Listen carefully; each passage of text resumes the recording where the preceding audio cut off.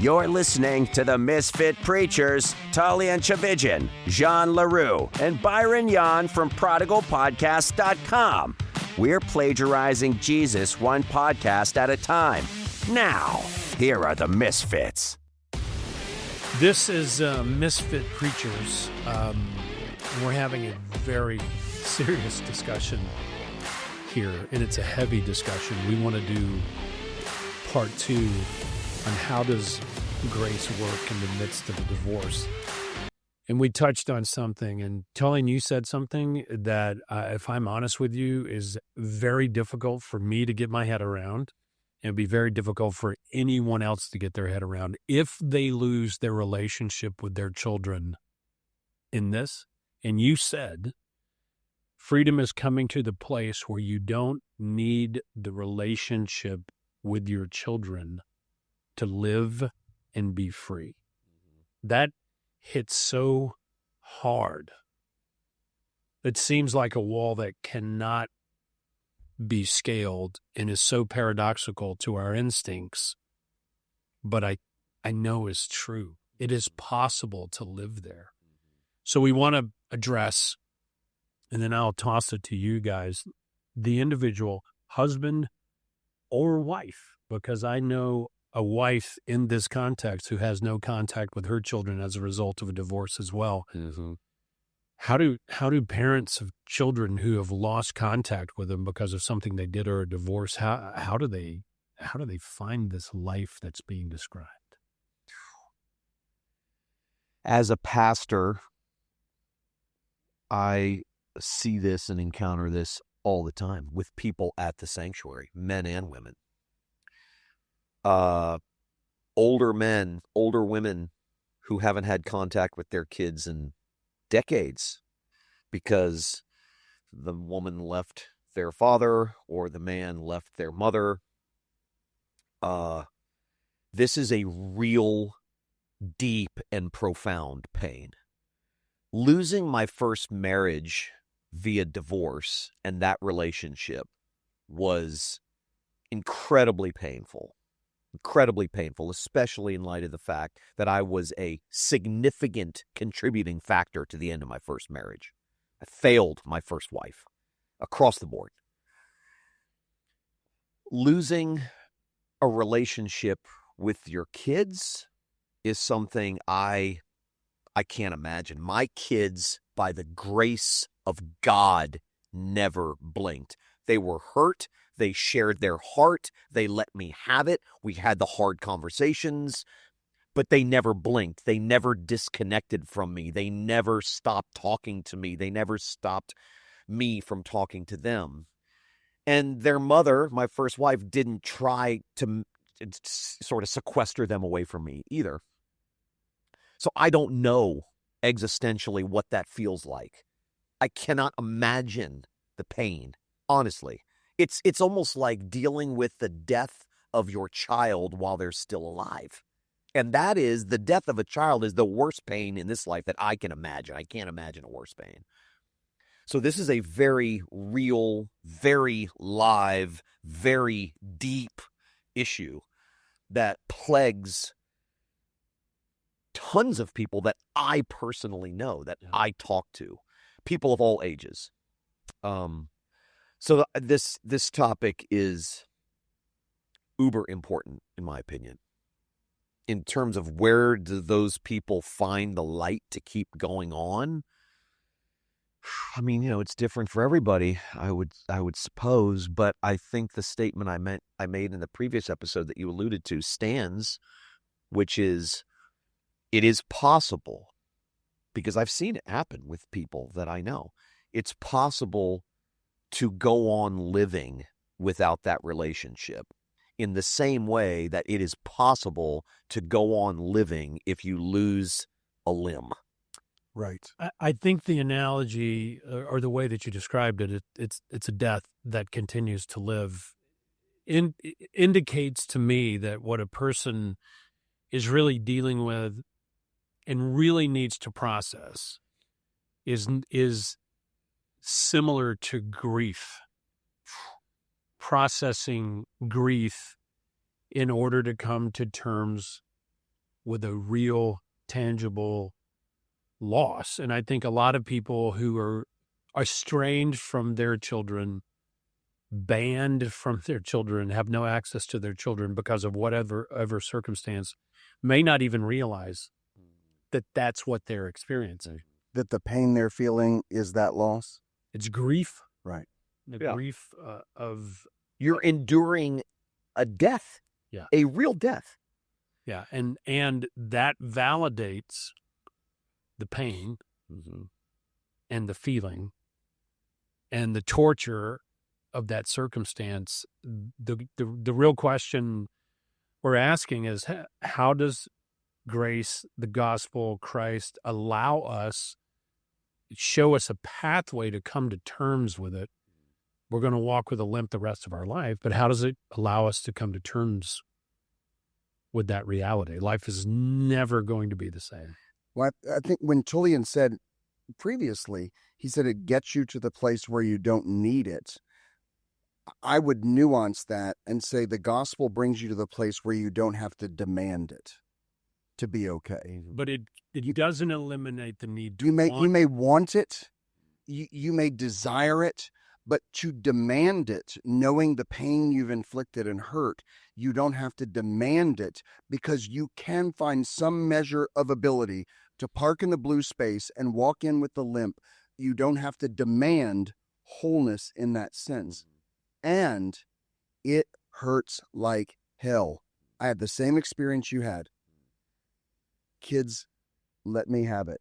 My son wrote me the letter that to this day I haven't read again, because it was so right and so true and so painful to hear from his lips. And those relationships being intact, I can't imagine a day. And that was said in the context of love.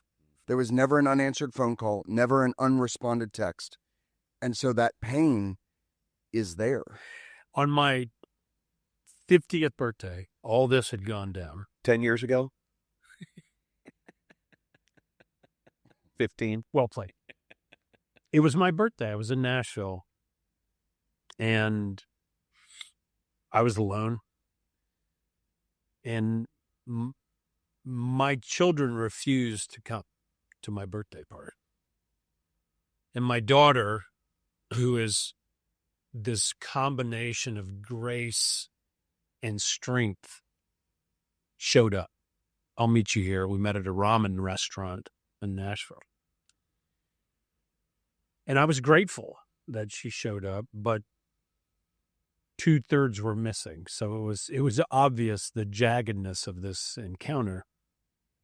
And it came up, and I was defensive, even in the presence of my daughter, Lauren. And in the conversation, I remember saying to her, and we've rehearsed this many times, and I have a great relationship with her. I said, Lauren, look around this room. 50% of the people you see in this room are divorced and remarried. Do you think those people have endured what I've had to endure going through a divorce with your mother? Which sounded like a great justification. Mm-hmm. And my daughter looked at me and she goes, but you are my dad. Right. You are my father. There were realities that I thought about you that I just discovered the hard way that are not true. And if they are true, they're buried so deep in your selfishness that they can't be found anymore. And she told me, Dad, your sons are not here because their lives have been so disoriented by your choices. I cannot tell you in retrospect how thankful at this stage I was for that conversation with my child. It took such courage, because what it showed me in that moment is something that we don't consider, but what does this look like? What does this feel like from that child's perspective, which is something we never consider when we're climbing into bed with the wrong person. Yeah. She brought me right back to that decision and said, point blank, you did not think about anyone but yourself, including your children. Yeah, and if I were to get practical right now because of the conversations I have with people, I get asked on a regular basis by men and women who have lost relationship with their children. What do we do? What do I do here? And the practical advice I give them is don't ever shut off the communication lines. Ever. I was sitting with a guy 6 or 7 years ago who had an affair, got a divorce, and had virtually no relationship with his 3 kids at all. And they were all adults. And he was really, really angry about it. Like, I mean, my gosh, I mean, it's been 10 years already. And do they not understand that there's more to it than meets the eye? And why aren't they forgiving me? And, you know, their mother wasn't this great wife in the first place. And so he just stopped talking to him. Just stopped completely. And I looked at him and just said, man, you are enslaved to self-justification. You want to know what your kids probably need to hear more than anything? No rationalization, no excuses. You look at them in the eye and you say, I am so sorry that I cheated on your mom. She did not deserve that. I promised to love her and protect her and keep her, and I failed. And I didn't just fail her in failing that way. I failed you. I hurt you. I injured your heart. I have no excuses. I am sorry. Full stop. Don't try to explain the bigger context. Don't try to, which, my God, people do this all the time. I did in the beginning. Like, you know, mom was like this and mom was like that. And so, yeah, I would say keep the communication lines open. Own 100% of your part without even mentioning. Do not even mention to your kids one thing about the way in which their mother or father failed you. 100% agree Yeah. with what you're saying. And that obligation, I think, falls on us. When we first started this podcast, we each talked about our stories that were stories of failure, stories of hardship, things, self-inflicted wounds around the table. My daughter, Hannah Grace, said to me, she said, I love you, and I can't listen. Yeah. We have never not traded texts. We have never not called each other. We have never missed a birthday. We have never done it. There's never been any moment ever of separation between us. Always eye to eye, always lockstep with love. To even know that I hurt her so bad, Yeah, that she can't hear the story. And we were fine. We're still fine. But I knew one person couldn't bear to hear it. Yeah. It still hurts. Yeah. Hell yeah. Hell yeah, man. There's a piece of advice that's ubiquitous out there as it concerns divorce and children, adult children, young children, whatever. And the advice is don't pull them in, don't involve, don't incriminate the other spouse, husband or wife in the process. And I can't tell you on the one hand how important it is to heed that advice and how hard it is to heed that advice at the same time. Yeah, to practice it. And there are some circumstances that are out there and some parents who don't have access to their children because one spouse violated the inviolable principle. And I can say to the husband or the wife that is engaged in that, the long-term fallout of that is not worth the current victory you feel in it. It is just not worth it. No.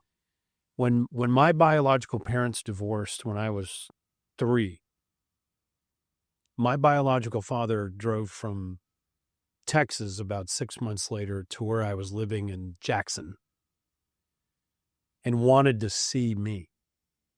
And I have this image in my head when I'm about 3.5, 4 years old, of policemen in yellow raincoats in my living room and my biological father standing there. They escorted him out. We basically drove him to the edge of town. I found out later that my adoptive father, Victor, cut a check to my biological father and said, Get out of town. never come back. And he was gone. I grew up thinking that the reason that my biological father never communicated with me is because he didn't love me and he was an asshole. That wasn't the case at all. He had been shut out from his 2 children, shut out, forcibly, legally. Years later, when I went through briefly the same experience, the instantaneous sensation was sympathy for him. Sure. I saw him in a completely different context. He used to call me every single year on my birthday, sobbing, and offering all of these regrets. I didn't really understand what was happening, but my perception of him flipped so greatly, and I came to the realization that divorces don't happen because one person does one thing. And from the vantage point of the kids who are disappointed, that was Jenna's thing. She was 13 when Kim and I got divorced. And because of the circumstances of infidelity surrounding our divorce, when I asked her, what was the hardest part about that for you? She's 23 now. And she will still say to this day, I thought my mom and dad were one thing, and they turned out to be another thing. And it was like I was living amongst strangers who happened to be my parents. The pain is deep. It is real. And when I talk to parents whose children haven't talked to them because of divorce for many years, in some cases, I'll say, give it time.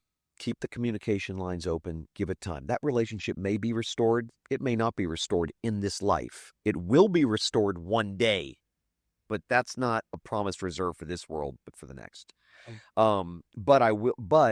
What I've seen time and time again is when the kids, like you just described, go through something in their life as they get older, when the complexity of life and the dysfunction of their own hearts begin to express themselves in a marriage context. Maybe one day they will have a child who goes off the deep end and doesn't talk to them. Right. That's right.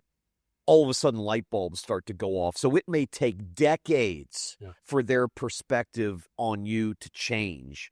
But life has a way of showing us that we are all basically the same. Yeah, and I would say with regard to pulling the kids in to this conversation, maligning the character of parents, that's a sprint. Yeah. Life is a marathon. And eventually children come to the realization that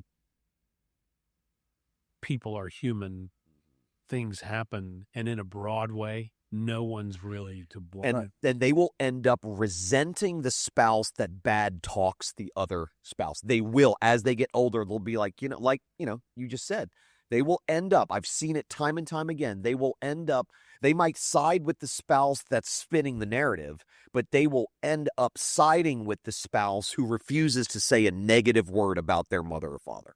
Yeah. It's what you always say. You drink the poison expecting it to kill the other person. Exactly. And it's killing you. I sat with a guy one time who was talking about trying to reconnect with his children after this exact same kind of scenario. And he said to me, I just think it's too late. And I said, you just wrote the first sentence of your letter. This letter is too late. Because where grace really comes home in this, it allows us to stand there, like you said, and say, I did it. I was the one.